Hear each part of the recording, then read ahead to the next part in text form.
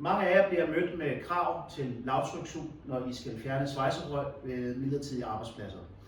Til det formål så har Svejsehuset i samarbejde med Sejerslev og Geovent udviklet denne mobile lavtrykssuger med dykkestrømstavle. Monteret på lavtrykssugeren så har vi 5 meter afkastslange og 10 meter fremhævende sugeslange med tragt og ekstra ophæng til. Som noget nyt kan I blive mødt med nogle nye lovkrav til, at der skal være trykvagt på udstyret. Svejsehusets dygtige teknikere har her på den her udgave monteret en trykvagt, som afgiver både lys og lyd. Hvis vi monterer det sådan her, og hvis der er trykfald,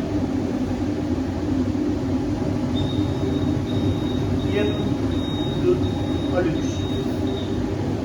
Hvis du vil vide mere om Svejsehusets mobile lavtrykssuger, så må du endelig kontakte os.